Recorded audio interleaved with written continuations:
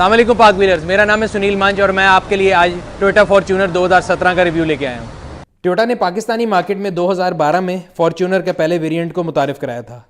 Toyota batch होने की वजह से मार्केट में इस गाड़ी को बहुत अच्छी तरह से रिसीव किया गया, लेकिन सेकंड हैंड मार्केट में ये गाड़ी अपना मुकाम बनाने में नाकाम रही थी, जिसकी वजह कंज्यूमर के गाड़ी का अंडर पावर होने की शिकायत करना या उसके कंफर्ट लेवल का लो होना था। आज के इस रिव्यू में हम ये देखेंगे कि टोयोटा ने इन तमाम कंसर्न को कितना हद तक एड्रेस किया है और नया आने वाला वेरिएंट किस किस ऑप्शन के साथ मुतारिफ कराया गया है। याद रहे कि आज का रिव्यू एक टेस्ट वेरिएंट के ऊपर किया जा रहा है और मार्केट में लॉन्च किए जाने वाला वेरिएंट इससे थोड़ा बहुत मुख्तलिफ हो सकता है। इससे पहले आने वाला फॉर्च्यूनर 2 वेरिएंट में ऑफर किया जाता था, जिसमें एक बेसिक फॉर्च्यूनर और दूसरा फॉर्च्यूनर TRD था, बट सेकेंड जनरेशन फॉर्च्यूनर को सिर्फ एक वेरिएंट में ही लॉन्च किया जा रहा है। गाड़ी के एक्सटीरियर में बहुत ज़्यादा क्रोम का इस्तेमाल किया गया है and from the front this car looks more like a Lexus than a Toyota. गाड़ी की जहाँ तक हेडलाइट का ताल्लुक है, उसमें day light running with xenon headlamps मौजूद हैं। इसके अलावा गाड़ी के rear light signature Lexus style में है और उसमें LED इस्तेमाल की गई है। टोयोटा ने फॉर्च्यूनर के अंदर 18 इंच एल्यूमिनियम व्हील्स दिए हैं, जो कि रेवो अपस्पेक मॉडल में भी कॉमन है।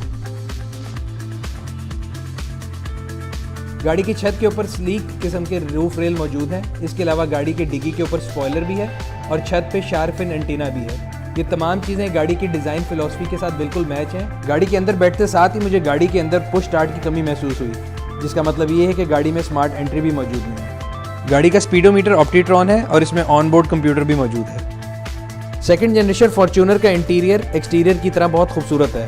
डैशबोर्ड के अंदर 2 टोन लेदर का इस्तेमाल किया गया है। गाड़ी का स्टीयरिंग व्हील हाफ लेदर और हाफ वुडन है।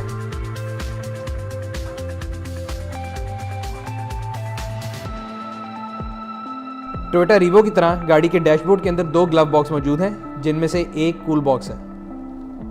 Second generation Fortuner is equipped with 8 inch touch screen infotainment display with rear cam, voice command and Bluetooth connectivity. गाड़ी में dual AC with luxury climate control and digital display मौजूद है।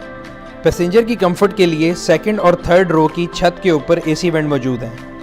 याद रहे, छत पे मौजूद AC कंट्रोल की मदद से इनको सेपरेटली भी ऑपरेट किया जा सकता है। गाड़ी के अंदर इलेक्ट्रॉनिक 4x4 मौजूद है। गाड़ी के अंदर 3 12 वोल्ट और एक 220 वोल्ट का चार्जिंग डॉक मौजूद है। गाड़ी में 6 speed triptronic transmission with paddle shifter मौजूद है। पैडल शिफ्टर की जहाँ तक एफिशिएंसी का ताल्लुक है तो डाउन शिफ्ट में ये बहुत ज़्यादा एफिशिएंट थे, बट हाई रेव करते हुए जब गाड़ी का आप गियर अप शिफ्ट कर रहे थे तो इसमें लैग मौजूद था। इसके अलावा गियर के साथ इको और पावर मोड के स्विच दिए गए हैं, जिसकी मदद से आप गाड़ी को डिफरेंट मोड में ड्राइव कर सकते हैं।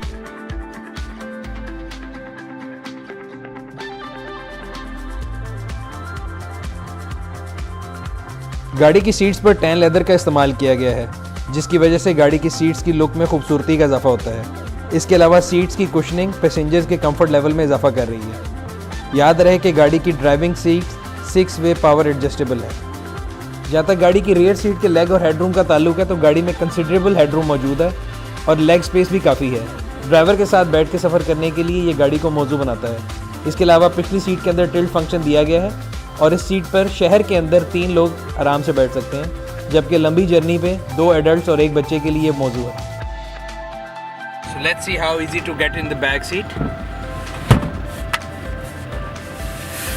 You'll have to do little bit of effort. Athletic effort आपको करनी होगी। अच्छा जी। So now अगर ये सीट को पीछे है, अभी इसको पूरा पीछे नहीं किया। So एक एडल्ट के बैठने के लिए इसके अंदर कोई ज़्यादा स्पेस नहीं है। छोटे जर्नी के लिए ठीक है, लंबे जर्नी के लिए बिल्कुल भी ठीक कंफर्टेबल नहीं है, बट 2 बच्चों के बैठने के लिए परफेक्ट है।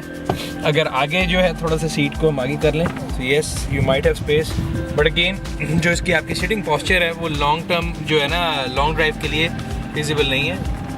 बट नॉनदलेस किसी भी 7 सीटर गाड़ी में मैंने आज तक पिछली सीट जो है ना वो कभी कंफर्टेबल नहीं देखी, बट ये येस आई फाउंड इट।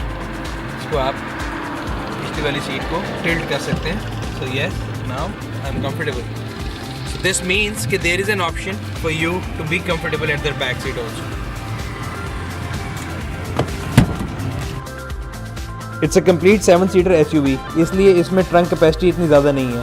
ज़्यादा सामान की सूरत में आप पिछली सीटों को फोल्ड करके ट्रंक कैपेसिटी को बढ़ा सकते हैं।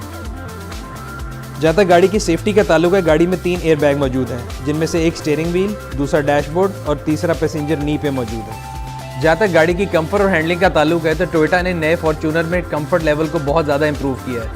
हैंडलिंग में भी गाड़ी आपको कॉर्नरिंग, स्ट्रेट रोड्स पे कहीं भी डिसअपॉइंट नहीं करती। 90% of the people who gonna buy this car will never take it to the extreme 4x4 experience, but yet we have tried the car on 3 different terrains. इसमें urban roads, Rocky terrain और mud train शामिल हैं और किसी भी जगह गाड़ी ने हमारा साथ नहीं छोड़ा।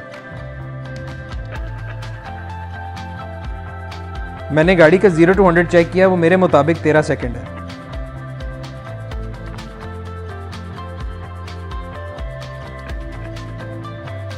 अगर आप शहर में इस गाड़ी को चला रहे हैं और आप रश में फंसे हुए हैं तो आपको लेन चेंज करते हुए या गाड़ी को भगाने में डिसअपॉइंटमेंट का सामना हो सकता है। दूसरी तरफ हाईवे पे चलाने के लिए एक परफेक्ट कार है। जहाँ तक गाड़ी की ब्रेकिंग का ताल्लुक है, गाड़ी में ABS विद EBD मौजूद है, जिसकी मदद से ड्राइवर को ऑप्टिमल ब्रेकिंग एक्सपीरियंस मिलता है। जब आप गाड़ी को एक्सेलरेट करेंगे तो इनिशियल पिकअप पे आपको एक नैगिंग साउंड आएगी, बट अपर एंड पे जाकर गाड़ी स्मूथ हो जाती है।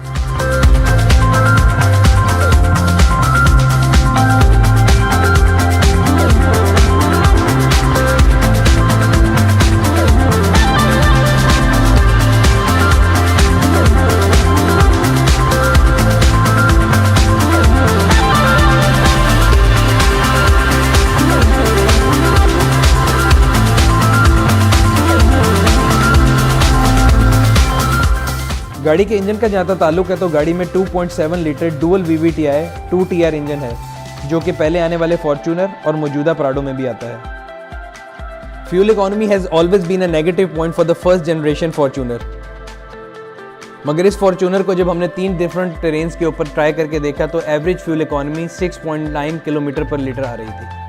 With all the new options and new features in Fortuner, I guess Fortuner is a good choice for anybody who is looking for a family car. इसके अंदर 7 seater capability के अलावा ऑफ रोड कैपेबिलिटी भी बहुत अच्छी है, और इससे पहले वो लोग जो मार्केट में आज से 4 या 5 साल पुरानी इंपोर्टेड गाड़ी इससे महंगे पैसों में ले रहे थे, उनके लिए टोयोटा ने बहुत अच्छा अल्टरनेटिव क्रिएट कर दिया।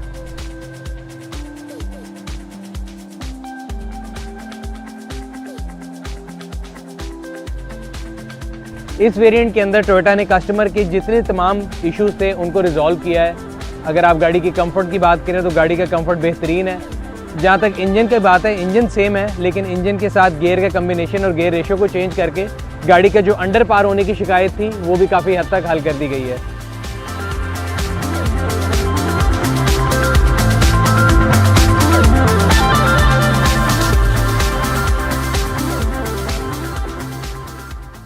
Scotty Giddings, only on Parkview.